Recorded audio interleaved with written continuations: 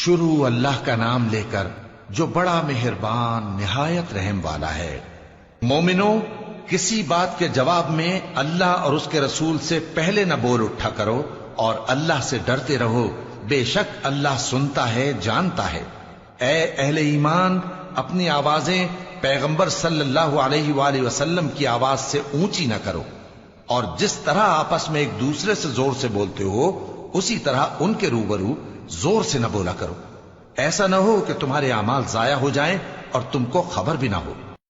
تو ایک دن حضور پاک فرمایا کہ ایتونی بقرطاس اکتب لکم لن تضلوا بعدی ابدا، ایک کاغذ قلم لے آؤ، میں کچھ لکھوا دوں تاکہ میرے بعد پھر تم کسی غلطی میں، کسی گمراہی میں نہ پڑ جاؤ۔ تو حضرت عمر نے فوراً کہا، اس نے کہا کہ حسبنا کتاب اللہ،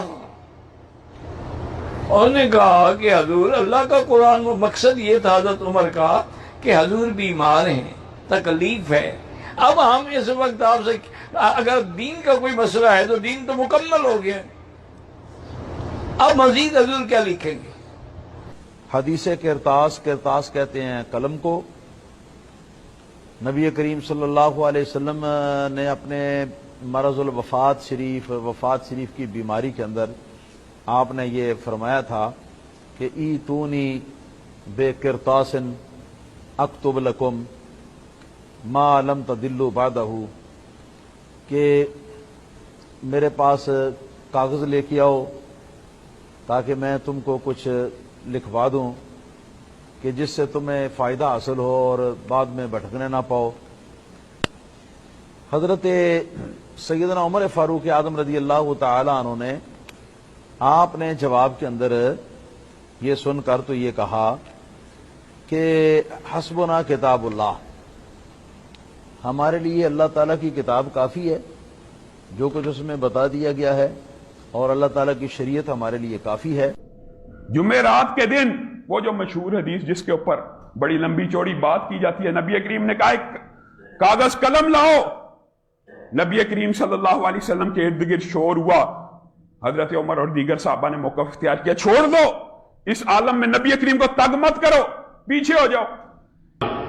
سید عالم نور مجسم شفیع معظم صلی اللہ علیہ وسلم نے ارشاد فرمایا، جس کو حضرت سیدنا عبداللہ بن عباس رضی اللہ تعالیٰ عنہ روایت کرتے ہیں، جو بخاری شریف میں حدیث نمبر 114 ہے اور حدیث نمبر 3053 ہے اور حدیث نمبر 3168 ہے اور حدیث نمبر 4431 ہے اور حدیث نمبر 4432 ہے، حدیث نمبر 5669 ہے اور حدیث نمبر 7366 ہے۔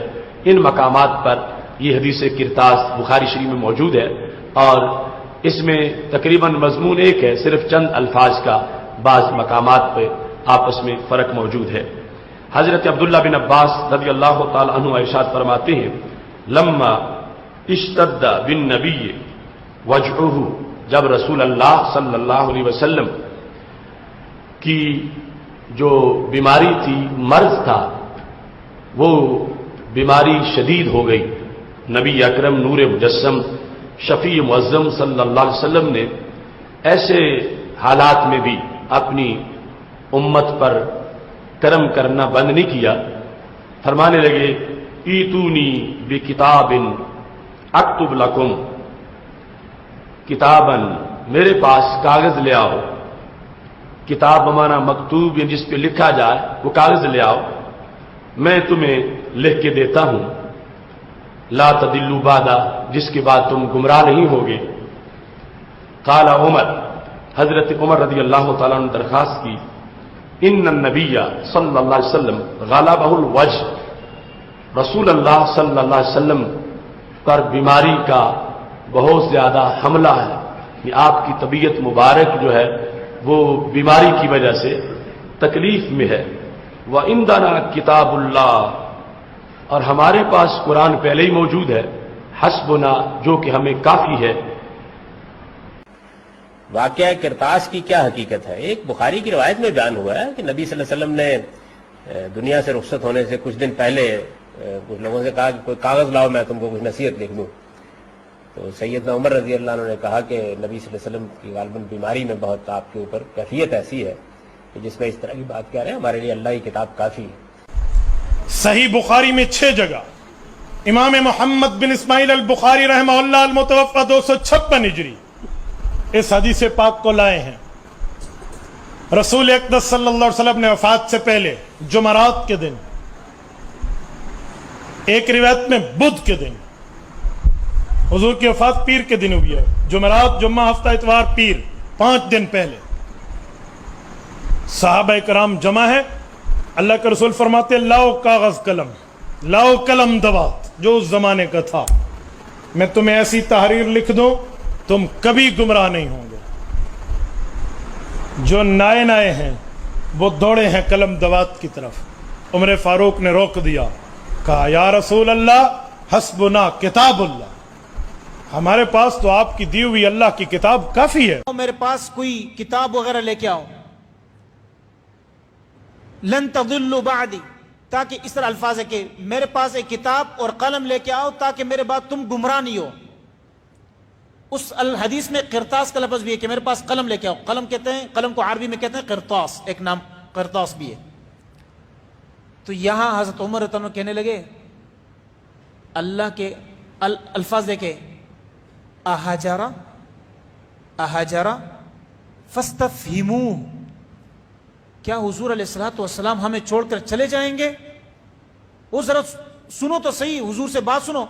پھر فوراً کہنے لگے حضور علیہ السلام پر تکلیف وہ سخت ہیں اس حالت میں، لہٰذا فی الحال ہمارے لیے قرآن کافی ہے، یعنی حضور کی سختی کو بیان کر۔ یہ عبداللہ بن عباس کی روایت ہے، اور یہ روایت جب شروع ہوتی ہے تو وہ خود کہتے ہیں کہ جب حضور علیہ السلام پر سختی آ گئی، آخری کیفیت بیماری کی، تو حضور علیہ السلام نے قلم دوات منگوایا اور فرمایا کہ میں تمہیں کچھ لکھ کر دینا چاہتا ہوں، لے کر آؤ تاکہ میرے بعد گمراہ نہ ہو۔ تو حضرت عمر رضی اللہ عنہ نے عرض کیا کہ حضور علیہ السلام سخت تکلیف میں ہیں، لہٰذا قرآن کافی ہے۔ یعنی کہنے کا مقصد یہ تھا کہ حضور علیہ السلام کو فی الحال ہم تکلیف نہیں دیتے۔ اتنے میں بعض نے کہا کہ نہیں لکھنے دو، بعض نے کہا نہیں۔ یہ آپس میں باتیں ہو رہی تھی کہ حضور علیہ السلام نے فرمایا اب تم یہاں سے چلے جاؤ۔ اچھا، اب یہ جو روایت ہے کہ حضرت عمر رضی اللہ عنہ نے آخری وقت میں حضرت صلی اللہ علیہ وسلم کو کاغذ قلم نہیں دیا، یہ بہت بڑا ایک اعتراض ہے شیعوں کا۔ پہلے تو یہ بتائیں یہ روایت ٹھیک ہے؟ روایت تو ٹھیک، بالکل۔ اب اس میں کیا کہیں؟ حضرت عمر رضی اللہ عنہ نے جو کہا کہ حضور کو تکلیف زیادہ، یار قرآن کافی ہے، اب ان کی نیت پر بھی حملہ کیوں کریں؟ انہوں نے کہا اتنی تکلیف میں حضور شفقت فرما رہے ہیں، دین تو پورا کر لیا، مکمل ہو گیا، ایسے اتر گئی، اس لیے کیا لکھوانے کی ضرورت ہے؟ یہ ان کا بھی عذر ہم مان سکتے ہیں کہ تکلیف، یہی لفظ کہنا کہ آپ کو تکلیف زیادہ ہے، قرآن ہمارے لیے کافی ہے، مگر علماء خود مانتے ہیں کہ دینا بہتر تھا۔ جب آپ نے کہا تھا نا تو دینا ہی اچھا تھا۔ اس عذر میں اتنی جان ہے مولانا صاحب؟ جان کوئی نہیں، کیونکہ اللہ کے رسول سے زیادہ کون جانتا تھا کہ قرآن کافی ہے یا نہیں کافی۔ تو یہ تو بہت بڑا ایک جرم۔ پھر اگر اسی طرح ہوتا نا کہ انہوں نے کہا تھا دوسرے بھی ان کے ساتھ مل جاتے، راضی ہو جاتے، لمبا جھگڑا نہ کرتے، پھر بھی بات، جب دو پارٹیاں ہو گئی نا، ایک کہنے لگے جو حضور کہتے ہیں وہ کرو، ایک کہنے لگے جو عمر کہتا وہ، تو پھر اتنا جھگڑے کے شور بڑھ گیا، کاسر لغت ورتفع جلتا، شور بہت ہوا اور آوازیں بہت اونچی ہو گئی۔ پھر حضور نے جو فرمایا نا ما ينبغي عند نبی تنازع، کہ نبی کے سامنے یہ جھگڑا کرنے کا حق نہیں تھا، حکومت اٹھ جاؤ یہاں سے۔ اس سے بات ذرا خطرناک بن گئی، آپ نے کہا نبی کے ہوتے ہوئے تم نے یہ جھگڑا کیا۔ اور ہمارے لیے پریشانی کی بات ہے نا، ہم نے اب قرآن مجید میں آتا بھی ہے کہ نبی کی آواز سے آواز اونچی نہ کرو ورنہ تمہاری نیکیاں ضائع ہو جائیں گی۔ جی بالکل۔ اب حضرت اسی سے جان چھڑانے کے لیے مولانا شبلی نعمانی نے الفاروق میں یہ راستہ اختیار کیا کہ اس حدیث کا انکار کر دیا جائے کہ اتنا اہم واقعہ مگر صرف ابن عباس بیان کرتے ہیں، وہ چھوٹی عمر کے تھے، کسی اور نے یہ بیان کیا، اس طرح کے کرینے بنا کر نہ انہیں چاہ کے جان چھڑا دیں۔ مگر یہ دیوبند اور اہل حدیث سب اٹھ کھڑے ہوئے، بریلی ایک صحیح حدیث کا تم انکار کرتے ہو۔ اس نے کہا صحیح ہے تو پھر حضرت عمر کو بری کرو، کسی عدالت میں لے جاؤ کیس یہ کہ آخری وقت پیغمبر خاص ظاہر کرتا، اور خاص بھی اتنی مبارک ہے، اگر تم ایسا کرو گے تمہیں جھگڑے نہیں ہوں گے، اختلاف نہیں ہوں گے۔ تو جب ابن عباس رضی نے یہ مجاہد بیان کی تو بڑا روئے، جب پوچھا نا آج کون سا دن ہے، لوگوں نے کہا جمعرات، تو اتنا روئے کہ ان کی آنکھوں سے آنسو گر کر نا جو پلاٹ میں کنکریاں تھی وہ بھی چارن، تو انہوں نے کہا جمعرات کے نام پر، انہوں نے کہا یہی منحوس دن تھا، جس میں حضور نے یہ کہا تو لوگوں نے شور کر لیا، اور اس شور کی وجہ سے آپ کے راستے میں رکاوٹ ڈال دی، تو لکھنے میں روڈا اٹکا دیا۔ اور یہ جو کچھ اب تم بھوت رہے ہو نا، جنگ جمل اور سکینی، سارا اس کا بدلہ ہے۔ اگر اس وقت تم لکھنے دیتے تو یہ حال تمہارا کیوں ہوتا؟